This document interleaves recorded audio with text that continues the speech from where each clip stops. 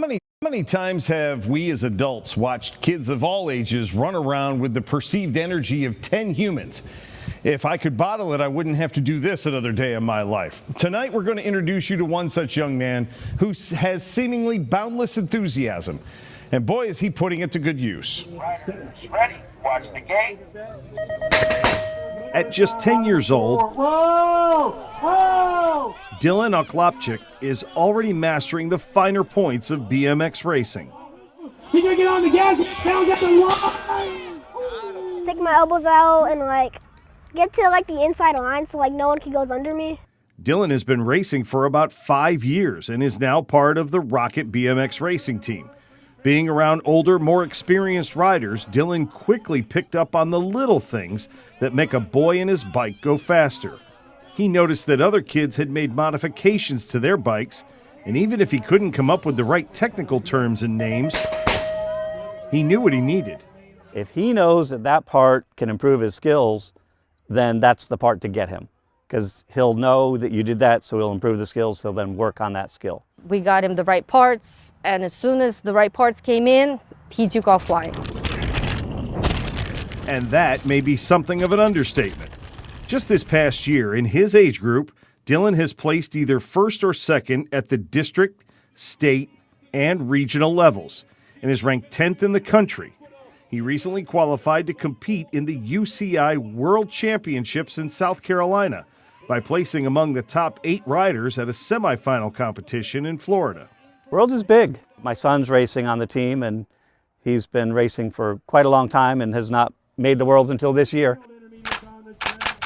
Dylan has won so much, he no longer accepts trophies, some of which have been bigger than he is. Instead, he opts for a different reward. I like to get stamps. Each one is worth 75 cents. And if you have enough of them, you can buy bike parts and buy a lot of stuff. I bought a scooter with stamps. All right, athletes, get ready. If that were Dylan's sole pursuit, you'd understand. But he also competes in swimming, triathlons, snowboarding, running, golf, and soccer, and wins nearly as much in all of them. Since he started walking, he was running. He skipped the walking step. So I said to myself, well, since you're running, you're going to be doing running sport. At least run for a reason. As soon as he gets into some kind of a sport, he goes almost 100%. To me, it's his motivation and his determination to go as faster, and he wants to do bigger races, bigger places. I'm running on Mondays and Fridays and swimming on Tuesdays. And when do you find time to work golf in? Weekends. And all of his extracurriculars help with his cycling as well. Coaches love athletes who compete in more than one sport. To them, Dylan would be a godsend. It gives them a little time away from the bicycle, but it also helps them build up different muscle skills, different competition skills, so that they bring those back onto the BMX track. But how much is too much?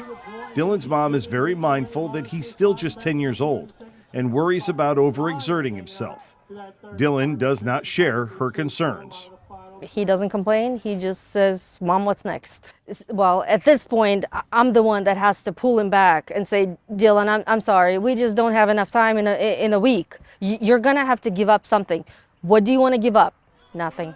As nervous as she may be about Dylan's schedule, she's even more proud of what he's already accomplished and what might be in store for his future.